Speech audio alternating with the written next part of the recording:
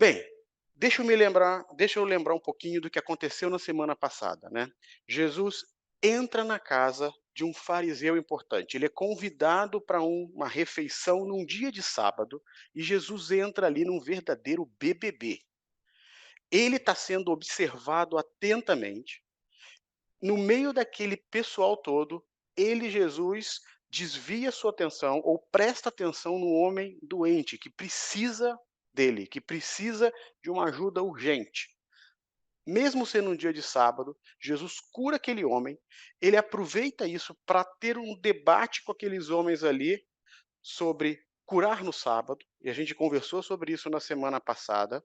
A questão do sábado, a questão do trabalho do sábado, do descanso, da dependência de Deus, isso tudo está muito conectado. E nós falamos sobre a questão da humildade, de não olhar para os próprios interesses somente, mas cuidar do outro, e a gente vai voltar a falar um pouquinho sobre isso, porque esse texto continua e Jesus continua falando para esses homens sobre isso. E é muito oportuno, gente, Deus é muito sábio. Essas mensagens, elas estão combinadas, a gente vem planejando elas já tem meses, mas Deus escolheu esse momento para essas mensagens serem compartilhadas com você. E justamente nós vimos nos louvores, vocês vão reconhecer nessa mensagem alguns elementos que a nossa irmã trouxe em forma de louvor para a gente. A gente está num momento em que muitos estão sofrendo, precisando da nossa solidariedade. Mas essa mensagem já estava planejada antes. Então veja como Deus é sábio. Como Deus, quando precisa, ele age no sobrenatural, podemos dizer assim. Ele age de uma forma que a gente não entende para que as coisas possam acontecer. Então, nesse momento da conversa, então Jesus entrou na casa do homem para comer, curou alguém que precisava, teve aí uma conversa sobre o sábado, falou um pouco de como se comportar no momento em que você é convidado para um banquete, a questão de olhar o outro. Então, depois que ele presta atenção no homem, que ele se dirige aos convidados, ele agora ele vira a atenção dele para o anfitrião, né. Estamos no BBB, está todo mundo prestando atenção em todo mundo, está todo mundo prestando atenção em Jesus, Jesus está prestando atenção em todos, e levando uma mensagem para cada um.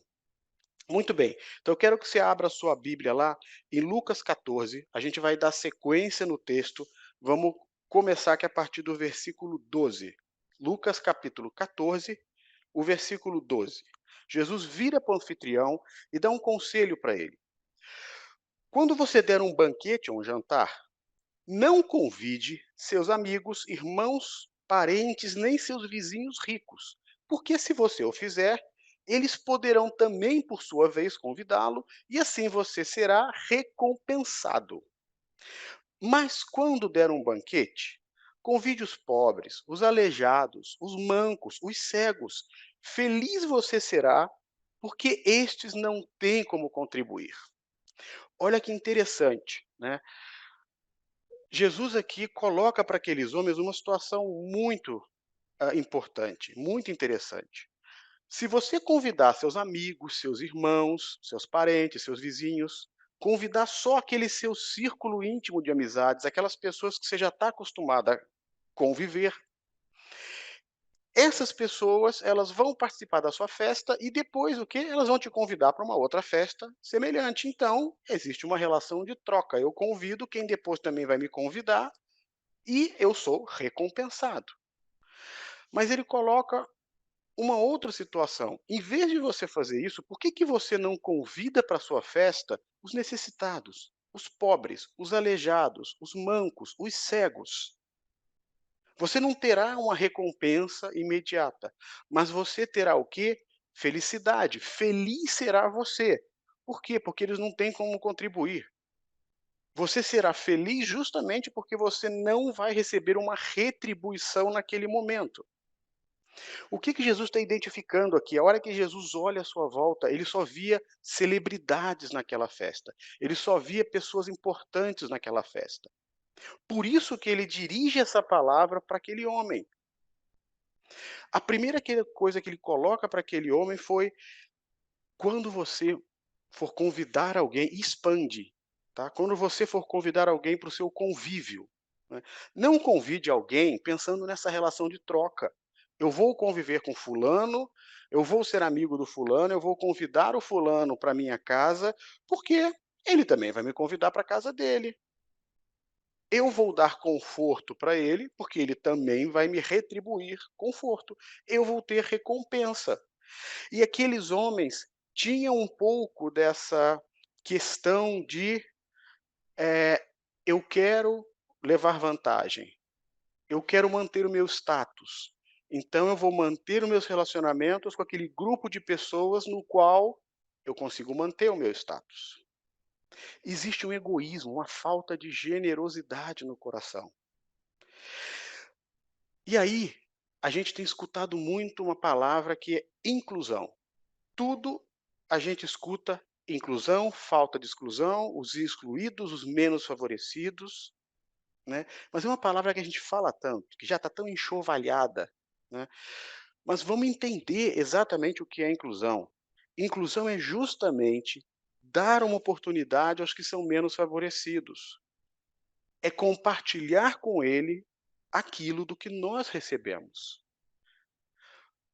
Como nós vimos semana passada, como o Rodrigo falou hoje, agora pela manhã, Deus deu um passo na nossa direção. Tudo que nós temos foi dado por Deus.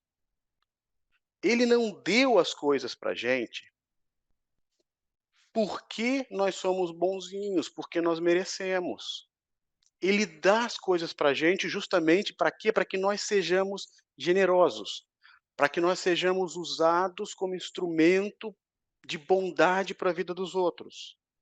Quando eu convido para minha casa, para o meu evento, uma pessoa que eu sei que não vai ter condições de me retribuir, pensa assim, aquilo vai ser um bálsamo para aquela pessoa, aquilo vai ser legal, aquela pessoa não tem acesso àquilo. Às vezes você tem uma casa linda e maravilhosa e o seu irmão não tem isso, você pode dividir isso com ele, sem querer nada em troca, porque você sabe que ele não vai poder te dar nada em troca, mas isso traz felicidade, isso traz alegria, justamente porque você está fazendo de graça. Então, da mesma forma que Deus te deu de graça, então Deus nos dá os recursos, Deus nos dá os bens para que sejamos generosos com os outros. E não porque nós somos bonzinhos, porque nós somos generosos. E aí eu faço um link aqui com o segundo ponto que Jesus identificou ali, que é a questão do preconceito. Aqueles homens fariseus, eles entendiam que só era digno, só era merecedor de ter aquele status, de ter qualidade de vida, de ser abençoado, de viver numa boa, quem seguia a lei, a interpretação da lei de Deus à maneira deles. Então, se você seguisse aquele código de princípios, se você seguisse aquelas regras que eles tinham criado, aqueles rituais, você era merecedor de estar ali. Você era merecedor de aproveitar aquilo que Deus tem para você. Se você não seguia aquele padrão, se você não seguia aquilo que estava pré-estabelecido por eles, então você não tinha direito. E eles criam que quem estava com uma doença, quem estava numa condição menos favorável, quem estava numa situação vulnerável, era uma pessoa que merecia. Por quê? Porque ela não estava cumprindo o que deveria ser o certo. Ou seja, eles anulavam a graça.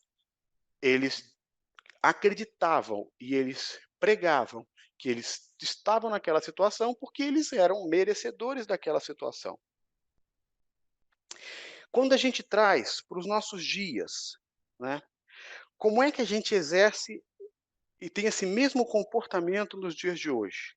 Então vamos pegar a inclusão, colocá-la de uma forma mais ampla, tá? é você excluir as pessoas do seu convívio.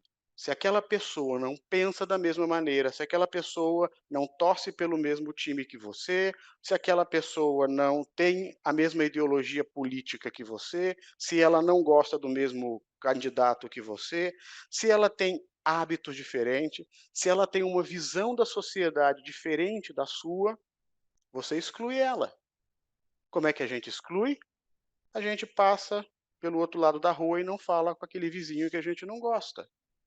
Dentro do nosso trabalho, a gente não trabalha com pessoas que pensam diferente da gente. Você que é líder, você no momento de recrutamento na sua empresa, você exclui aqueles que são diferentes. Se você trabalha num grupo, se você trabalha em grupo, você começa a selecionar aqueles com quem você vai ter interface, com quem você vai ter troca. Na sua mídia social, no seu Facebook, você simplesmente exclui aquele que está falando coisas que você não concorda. Ou pior, você o agride com palavras. Você o afasta, o repele através de acusações, através de fake news. Tudo isso são mecanismos de exclusão. Então aí já não está nem no prisma de você excluir aqueles menos favorecidos. Já está muito mais na situação de você excluir aqueles que pensam diferente. A gente entende que só a nossa maneira de ser é que está certa. A gente não entende que a maneira correta não depende nem de mim, não depende do outro. Quem tem autoridade para definir o que é uma regra de conduta é Deus, é Jesus, é a palavra de Deus que pode nos dizer para onde eu tenho que ir. E se eu tenho algum irmão, se eu tenho alguma palavra, alguma pessoa que entende aquilo diferente, eu tenho que trazê-la para perto de mim. Eu tenho que aprender com ela também. É muito interessante que, se você não traz a pessoa que pensa diferente de você para próximo de você, não convive com pessoas que são diferentes do seu padrão. Veja, o nosso padrão, só que o padrão não é nosso, não deve ser nosso. O padrão quem dá é o Senhor. Então, quando eu excluo essas pessoas, eu não me desenvolvo. Porque alguém que traz uma ideia diferente para você, que tem um hábito diferente do seu, você pode conversar com aquela pessoa para entender o porquê que ela pensa diferente. Entenda, não é tentar convencê-la de viver na sua maneira, com os seus padrões, mas é aprender quando você entende que o outro pode te ensinar, é muito valioso. E há uma troca. Nos nossos grupos pequenos, às vezes a gente está conversando sobre um tema e o legal é justamente porque um pensa diferente do outro, um aprende com o outro. Então você entende como o irmão interpreta aquilo para a vida dele. Você não julga. Você não julga de acordo com aquilo que é certo para você. Por quê? Porque você não conhece toda a verdade. A realidade daquele irmão que talvez você esteja julgando, você conhece um retrato, uma foto que você está vendo, mas você não sabe o passado, você não sabe o que aconteceu. Só Deus conhece aquela pessoa da mesma forma que ele conhece a você. A hora que você abre o seu coração, você traz para o seu convívio, você convida para o seu banquete outras pessoas, aí você passa a se desenvolver, aí você passa a aprender. E é isso que Deus quer para a nossa vida. Jesus colocou pessoas na nossa vida que pensam diferente da gente, é justamente para nos desenvolver. Uma pessoa desenvolve uma maturidade diferente. Um homem e uma mulher, quando se casam, eles têm que aprender a conviver. Pessoas de diferentes realidades. É ou não é um desafio? É ou não é complicado? Casamento não é coisa fácil, não é coisa para qualquer um. Tem que ser forte, porque são pessoas diferentes. Aí você pode escolher. Ou fica aquele casal dentro de casa que está cada um para um lado, ou você se senta perante o Senhor, amolece o seu coração e com aquela pessoa você tenta entender. Os seus filhos, quando eles começam a chegar na adolescência, ou você, filho, que está chegando na adolescência, na juventude, você pode escolher excluir os seus pais da sua vida, viver de acordo com a sua cabeça. Ou você pode trazer o seu pai para o seu relacionamento, trazer o seu pai para dentro da sua realidade, ouvir os conselhos do seu pai. O pai tem que ter uma abertura para entender a realidade do filho. O filho tem que entender também o que se passa na cabeça do pai e ouvir o conselho do pai. Se você dentro de casa, você exclui os seus irmãos, você exclui e quer viver uma vida, vai ficar muito mais difícil. A gente viu as consequências agora, há poucas semanas, de um jovem que não escuta o conselho dos pais e que acaba perdendo a sua vida de maneira bem trágica e muito novo. E a gente olhando aí para a sociedade, a gente vai poder ver vários exemplos sobre isso, né. Então, inclua, traga as pessoas para o seu convívio que você vai aprender com elas. A gente costuma usar uma alegoria, né, que é a questão das panelas, né. É óbvio que você tem que ter panela, né, essa história de que: "Ah, na igreja não tem panelinha, no trabalho não tem panelinha", não, tem que ter panela. Por quê? Você precisa de ambientes de confiança, você precisa de grupos pequenos, porque você não vai ficar falando dos seus problemas, falando da sua vida para qualquer um, indiscriminadamente. Tem que haver confiança, né. En então, tem que haver esses grupos, porém tem que ser panelas de tampas abertas.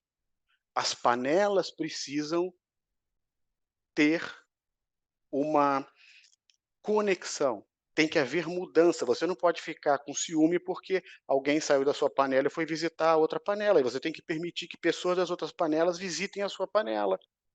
É a mistura de sabores que faz o alimento ficar mais gostoso. Sabem essa a mania do brindar a bebida, de onde que surgiu? Surgiu lá nos nórdicos, porque tinha aquela moda de um envenenar a bebida do outro. Quando você fazia assim para brindar, pum, que batia assim, quando você batia, eles batiam com tanta força que a bebida de um pulava para o copo do outro. Então, se você envenenou a bebida do seu amigo, a sua bebida ia estar envenenada, né. Então, deixe que essas panelas troquem os seus conteúdos, né. Jesus tinha um grupo íntimo de discípulos, um grupo íntimo de amigos, e ele tinha um grupo maior de pessoas que ele se relacionava. Ele tinha grupos de profunda intimidade, mas ele tinha contato com todo mundo, e ele ensinava todo mundo que você precisa democratizar o evangelho. Às vezes a gente quer botar Jesus dentro de uma caixinha, né, então, Jesus só funciona dessa forma. E não é a gente que tem que dizer para Jesus a forma que ele vai funcionar, é ele que vai dizer para a nossa vida como a gente tem que funcionar. Muito bem, ele termina esse conselho, ele amarra esse conselho na segunda parte do versículo 14. Então, Lucas 14, a segunda parte do versículo, Jesus fala: "A sua recompensa virá na ressurreição dos justos".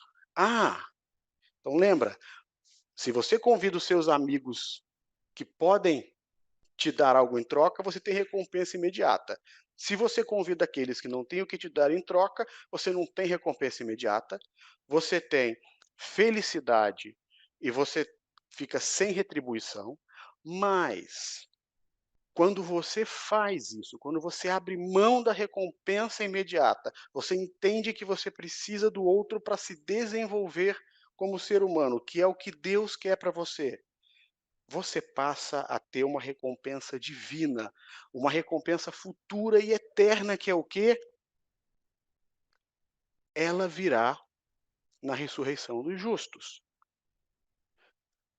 Você vai participar de um banquete muito maior na ressurreição dos justos. O que que quer dizer isso? Quando Cristo voltar, na eternidade. Cristo veio, nos deu de graça a salvação, nos reconectou com Deus, voltou para perto do Pai.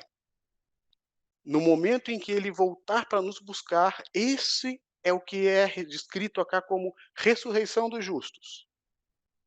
Você terá uma recompensa divina, futura e eterna nesse momento. E daqui um bocadinho você vai entender melhor que recompensa é essa. Porque Jesus continua essa história. Jesus continua contando essa história para aquele homem, e você vai perceber o que que Deus está preparando para você. Qual é essa recompensa divina, futura e eterna. Então, além de você hoje gozar de felicidade, gozar de uma relação gostosa, de você poder se desenvolver, você vai poder aproveitar a eternidade. Você terá recompensas na eternidade. Aqueles homens entendiam muito bem o que Jesus estava falando, e por isso que um deles pega um gancho dessa fala de Jesus, e o que que esse camarada fala? Ah, feliz será aquele que comer do banquete no reino de Deus. Ele sabia qual era essa recompensa que Jesus estava falando, porque isso estava nas profecias. Jesus mesmo vinha falando isso ao longo da vida dele. Jesus já havia falado para aquele povo que ele voltaria para buscá-los. Quando Jesus está na ceia com seus discípulos, se eu não me engano, foi a segunda refeição que nós estudamos aqui. Quando Jesus está ali com aqueles homens, ele fala o seguinte: olha, essa é a última refeição que eu vou tomar com vocês aqui. A próxima refeição será um banquete na casa do meu pai. E ele promete que ele vai para lá nos preparar aquele lugar. Mas qual era o problema? Por que que esse homem, quando ele escuta Jesus falar isso, ele já, feliz será aquele que participar do banquete. Ele sabia que a recompensa era um banquete muito maior, mas ele entendia que ele ia conquistar esse convite, que ele ia ganhar esse convite para participar desse banquete pelos méritos dele. Lembra? Os fariseus achavam que eles iam conquistar a Deus, que eles mereciam aquilo que eles tinham porque eles eram certinhos, porque eles agiam de acordo com aquele padrão. Por isso ele solta essa para Jesus. Jesus vira para eles e diz: meu, vocês ainda não entenderam. Vocês não entenderam ainda que isso não depende de vocês. Essa maneira de vocês pensarem de que vocês vão conseguir a coisa por mérito próprio, isso está deixando vocês num abismo, está levando vocês para a morte. Vocês têm que entender que foi Cristo que deu isso para vocês. Foi Ele que te reconectou. É de graça, o mérito não é seu. E aí então Jesus conta uma próxima história para eles, para ver se encaixa na cabeça daqueles homens, né. Então Jesus vem e diz o seguinte: "Olha, vocês não entenderam? Eu vou tentar de novo, vai lá, vou desenhar para vocês, vamos lá. Certo homem estava preparando um grande banquete". E aí eu começo a ler aqui, a partir do verso 16, tá bom? Um homem preparou um grande banquete, convidou um monte de gente, mandou os convites, as pessoas confirmaram, como é de praxe, né. E na hora de começar, na hora que estava tudo pronto para começar a festa, ele manda o seu servo, e o servo diz para os convidados, o servo vai até os convidados avisá-los: "Venham, pois está tudo pronto".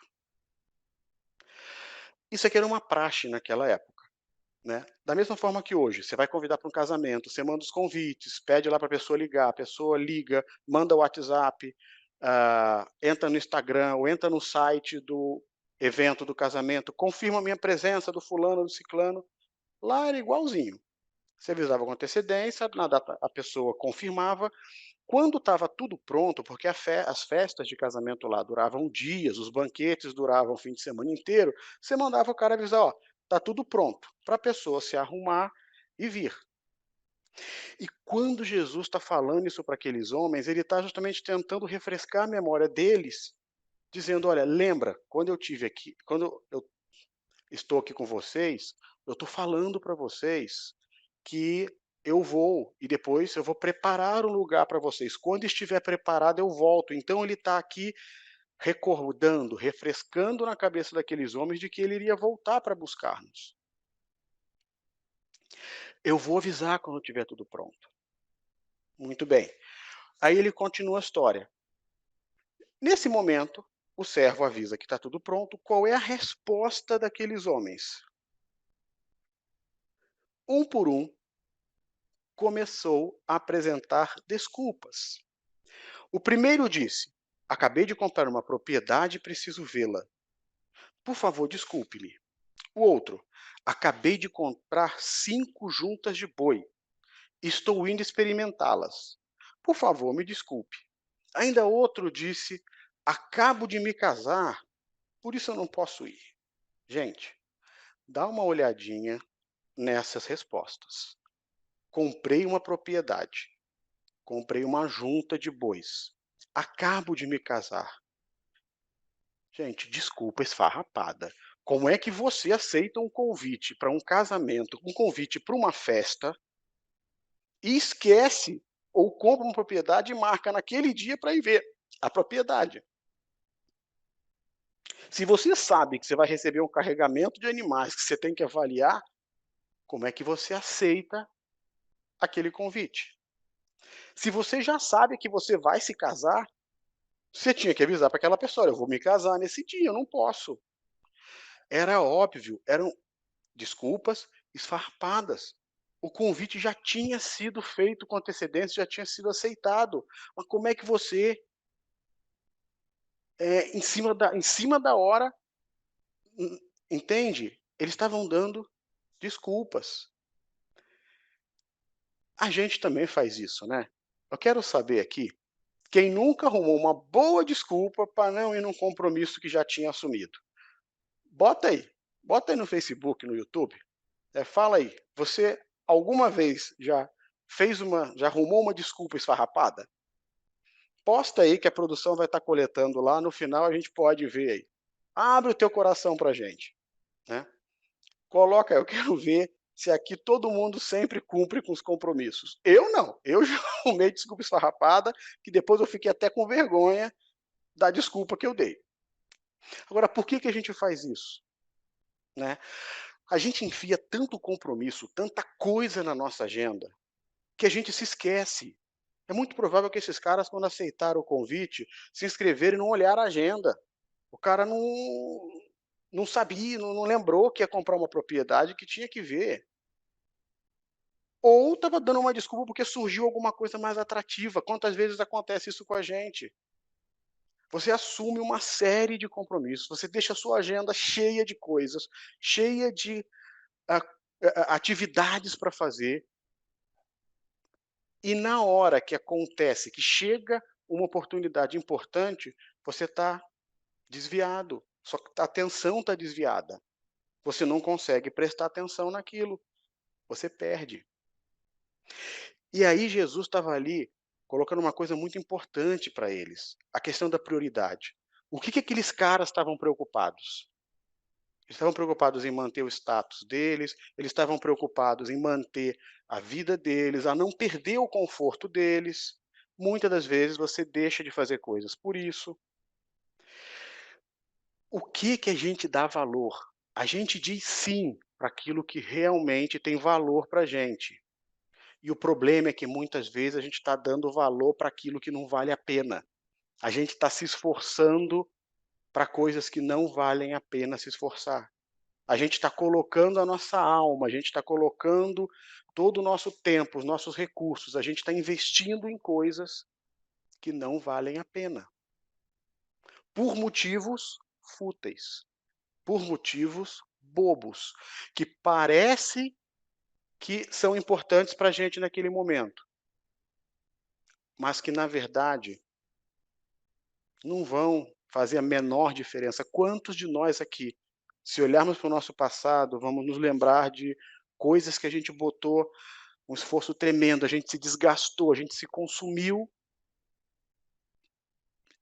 e a hora que você olha para trás, você bota a mão na consciência: "Meu pai, para que eu pus tanto esforço naquilo? Para que eu dediquei tanto a minha vida para aquilo?". Algo que hoje não agrega. Quantos empresários a gente já viu dizendo: "Eu perdi a vida dos meus filhos. Os meus filhos cresceram e eu não vi, porque eu estava trabalhando". Quantos pais já perderam a vida dos filhos, porque colocaram esforço em ter uma casa bonita, em dar do bom e do melhor para o filho, quando o que o filho queria era a presença dele. Você já deve ter visto um monte de histórias da internet, de filho oferecendo a mesada para o pai, para comprar um tempinho do pai para brincar com ele. Você filho, às vezes você tá lá com a sua galerinha, com seus amigos, você não dá importância para os seus pais.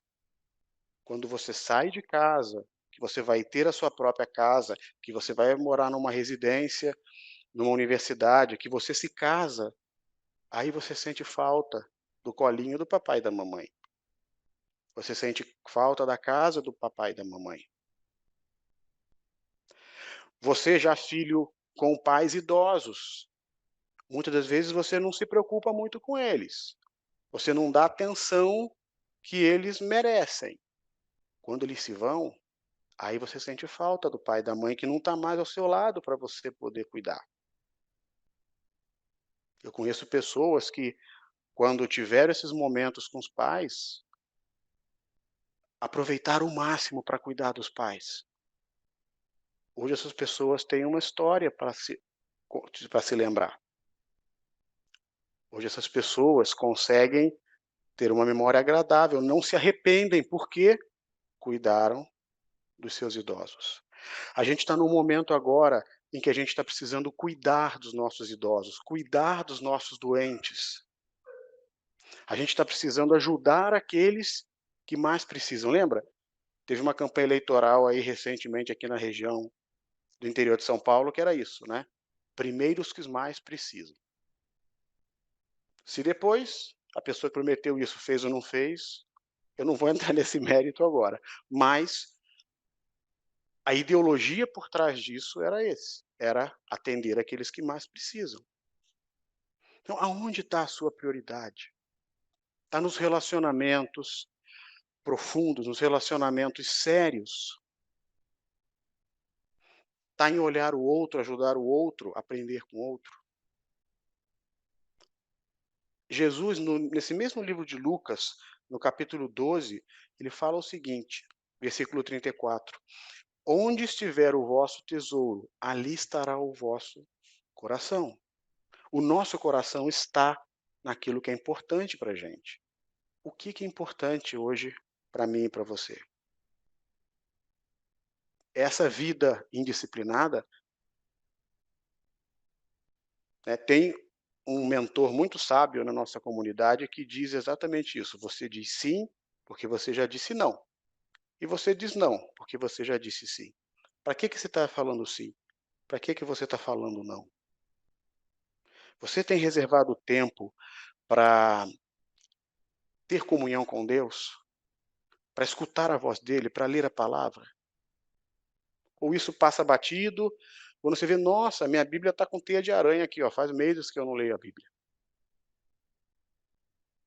Aonde estão as suas prioridades? Eu lembro do C.S. Lewis, o cara que escreveu as Crônicas de Nárnia. Quando o C.S. Lewis escreve as Crônicas de Nárnia, ele está vivendo um momento da vida dele de total, enlevo espiritual, né, mas ao mesmo tempo ele está sofrendo uma dor muito grande, porque ele vem de uma origem Ele começa a vida dele como ateu, praticamente, e de repente ele se converte. E quando ele se converte, ele faz parte de um grupo muito íntimo de amigos. Ele era muito amigo, por exemplo, de J.R. Tolkien. J.R. Tolkien escreveu O Senhor dos Anéis. Mais um grupo de pessoas, e naquela comunidade ali, eles aprendem a desenvolver, hã, e trocar ideias sobre muitas coisas profundas. Eles aprendem com as diferenças. Se você lê a história desses homens, você vai ver que eles viviam brigando e se reconciliando, eles divergiam em diversas coisas, e essas mentes brilhantes, ao compartilhar, geraram uma literatura tão rica para a gente. Uma literatura agradável, muitas delas tipo fábulas, mas que ensinam tanto para a gente em termos de Deus, em termos do plano de Deus para nós. E J.R. Tolkien e C.S. Lewis falam uma coisa muito interessante: ponha as primeiras coisas em primeiro lugar, teremos as segundas a seguir. Ponha as segundas coisas em primeiro lugar e você vai perder ambas. Ponha as primeiras coisas em primeiro lugar. Diga sim para aquilo que é realmente importante. E as outras coisas, elas vão na sequência. Agora, começa a priorizar, começa a colocar o seu coração naquilo que não traz crescimento para você. E você vai ter problema, porque você vai perder tudo. Muito bem, partindo para o final, o servo volta, Jesus continua a contar a história, o servo volta e vai contar para o seu senhor aquele relato: olha, todo mundo deu um monte de desculpa esfarrapada. Ninguém quer vir. O que, que eu faço? Aí, a partir do versículo 21, Lucas 14, a partir de 21, o que, que esse senhor fala para o servo? Então, o dono da casa irou-se e ordenou ao servo: vá rapidamente para as ruas, os becos da cidade, traga os pobres, os aleijados, os cegos, os mancos. Disse o servo: o que o senhor ordenou já foi feito, e ainda há lugar. Então o senhor disse ao servo: vá pelos caminhos, pelos valados, obrigue-os a entrar, para que a minha casa fique cheia. Olha que interessante. Esses convidados, né, até pelas desculpas que eles deram, eram pessoas da elite, né. Se o cara comprou uma propriedade, se o cara recebeu uma série de animais, eram pessoas abastadas, né. Essas pessoas abastadas, muito preocupadas em manter o seu status, começam a dar desculpas esfarrapadas, porque eles estavam mais preocupados com os seus bens, com os seus recursos, do que em compartilhar, do que em estar com o outro.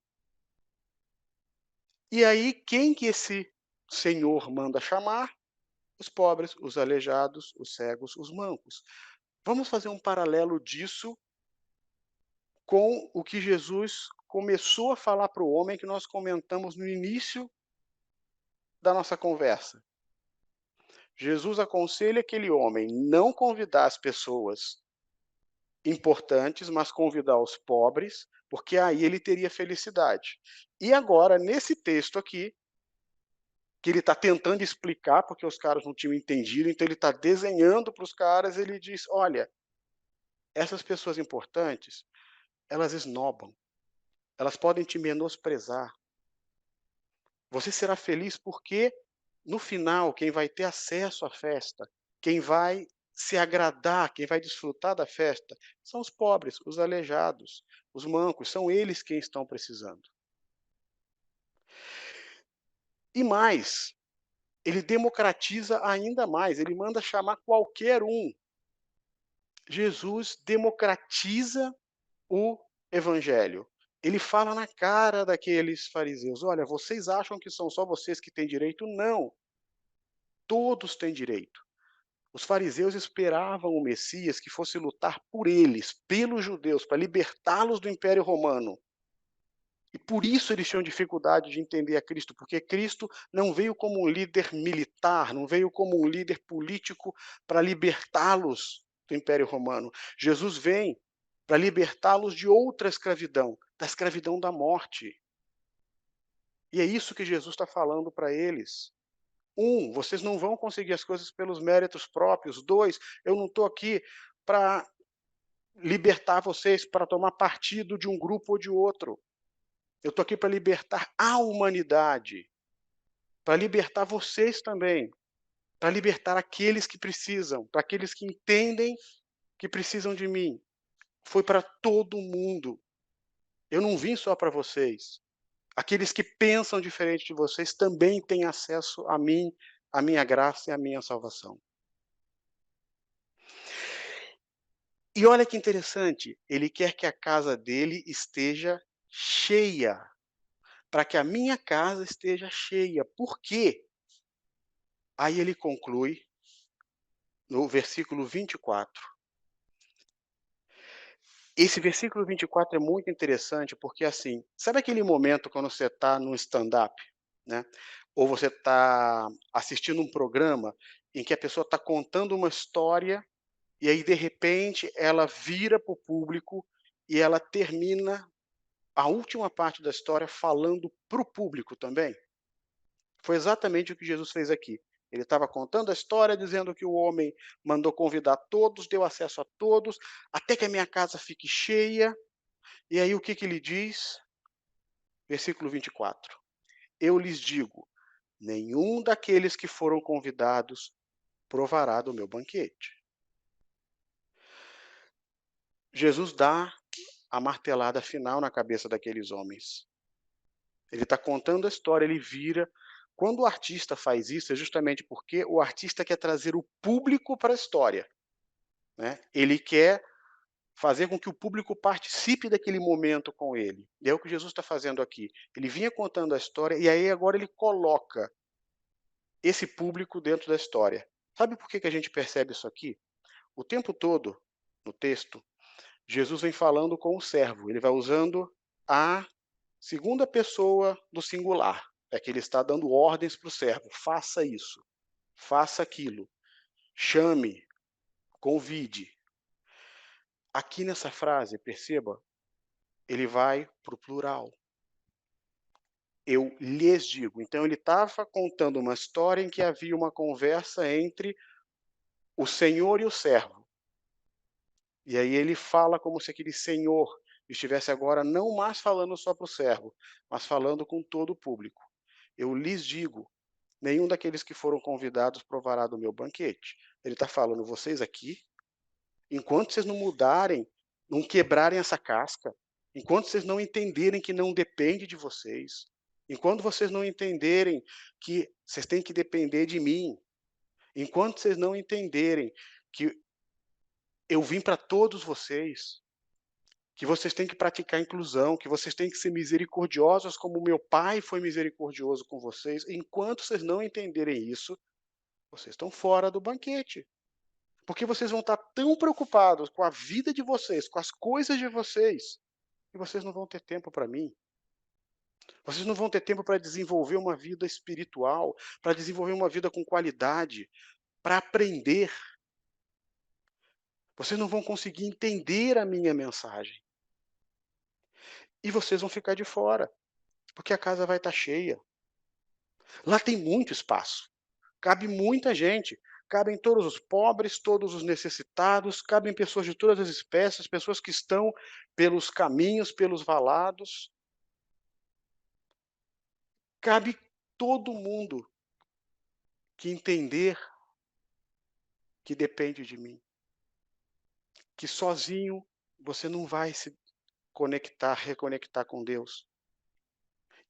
E que Deus fez isso com generosidade para que você seja generoso com o outro. Para terminar, eu queria deixar aqui duas coisas para você pensar.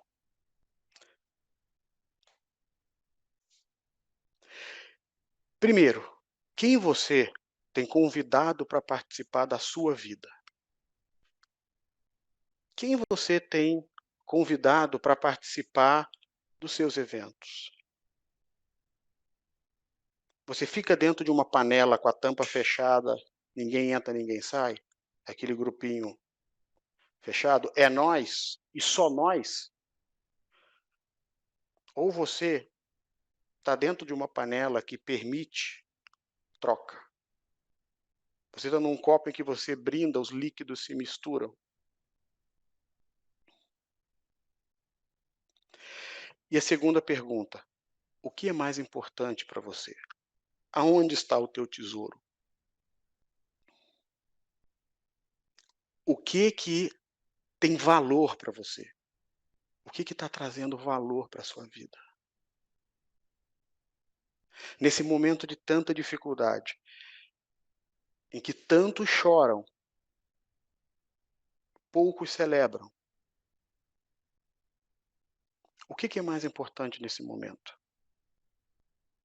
Baixe a sua cabeça, eleve o seu pensamento a Deus,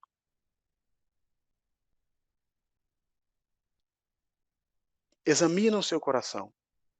Faz essa pergunta para si mesmo de uma forma muito sincera: quem eu tenho convidado para participar da minha vida? O que é mais importante para mim?